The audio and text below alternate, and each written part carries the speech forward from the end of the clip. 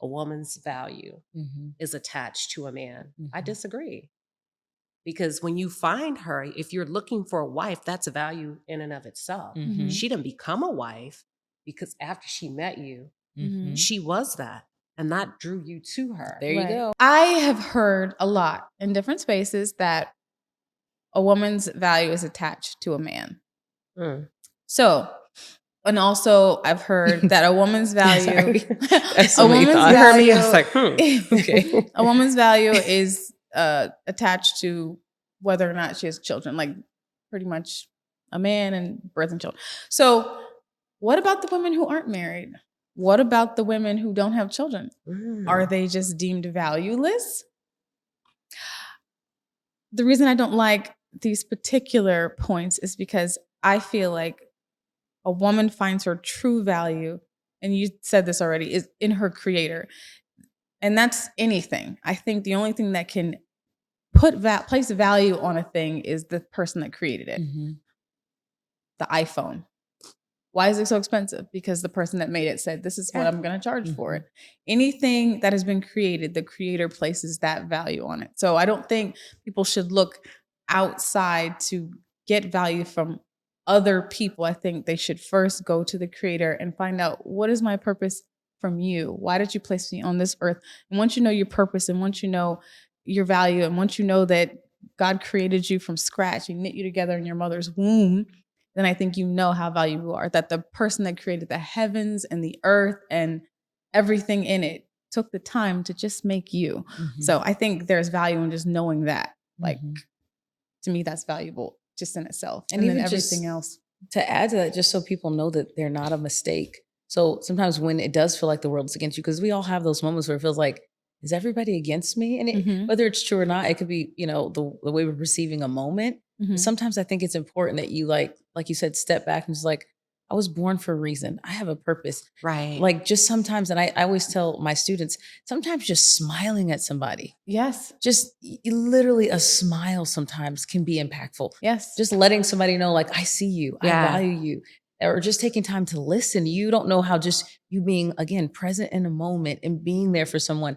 You don't always have to have all the words. You don't have to have, a degree or several degrees in something to know that your presence matters. Your presence makes an impact in somebody's life. And I think sometimes you need to know that.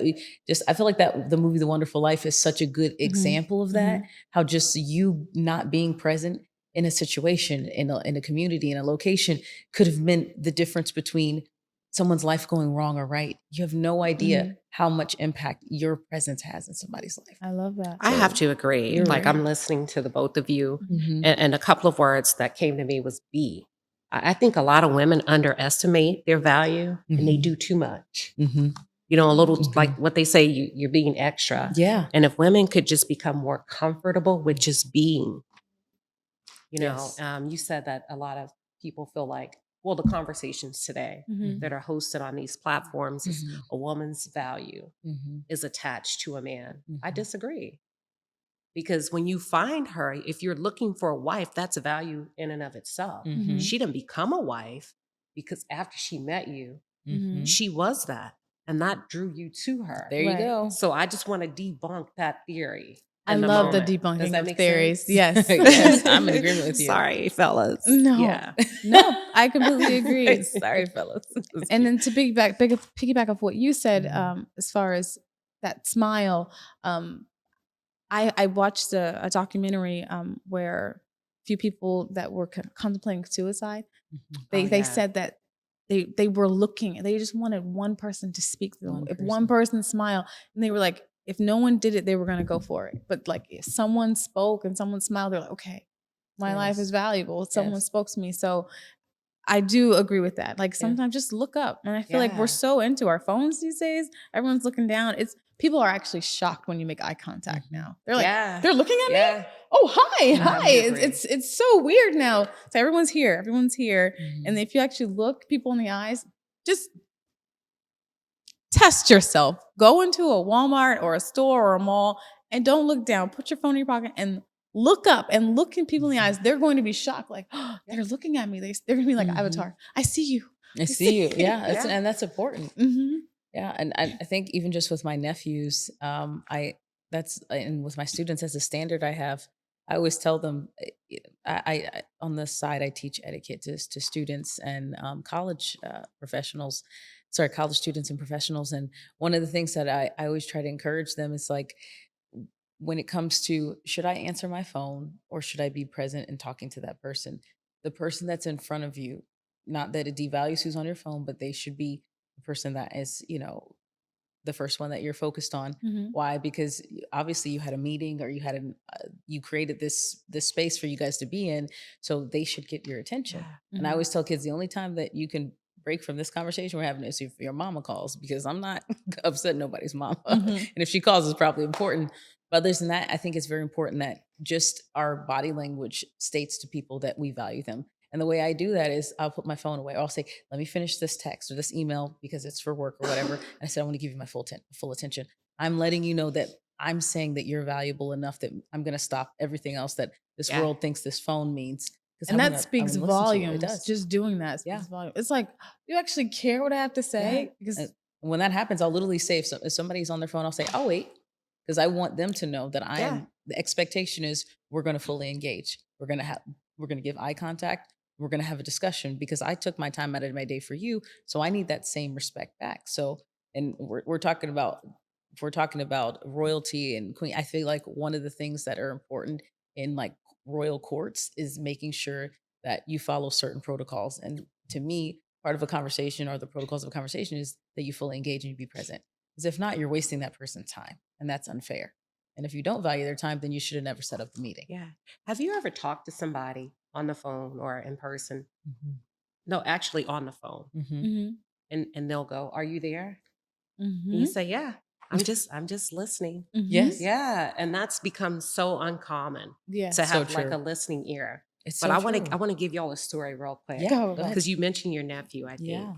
And it reminded me of something about my little niece. So Mhm. my little niece and my stepson, Mhm. they're really close in age, Mm-hmm. and they would come, together for the summertime. So we were Mhm. teaching them Mm-hmm. the importance of prayer, Oh, it's Yes. right? Because it's important that kids have coping skills Mhm. outside of the parent, It's Mhm. true. right? They got to have something to go back on Yeah, I agree. when life comes at them, because it's coming. It is. Yes, it It's is. coming. It is.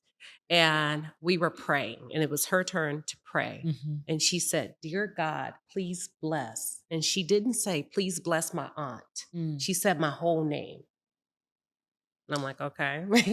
So when the prayer was over, I said, "Why did you say, 'Dear God, please bless my name'? Why did you tell her?" Right. She's like, "Because he needs to know who you are."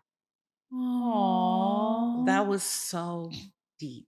That Yeah, is because so- there's lots of aunts. Please Yes. bless aunt. Aunt who? That is good. She's That's being very awesome. specific in her Yes. prayer. But That's the good. things, kids are way Yes. sharper than what we give them credit for. Absolutely. They really are. Mhm. And I just want to say to women, that man needs to know who you are. You know what I'm saying? And a lot of times we tuck ourselves away. We do. Because Mhm. we think that's what a man wants. Mhm. We do. But he needs to know who you are. Right. We do. And I Yeah. find that men often fall in love with like your quirky side, like the weird things about you that make you different from Yeah. every other woman. Yeah. And those Agreed. are things we try to hide and like, let me pretend to be like everyone else. But Yeah. No. maybe he likes the goofy, dorky that you snort when you laugh, or your freckles that you try to She's not cover saying up. I snort. You see what she did? Example. She's like, An example. No, not you, but like, the fact people have freckles, they No, try to no, cover yeah. them. Like I'm maybe sorry. that's the thing that they Yeah, like. that's Yeah. your blueprint.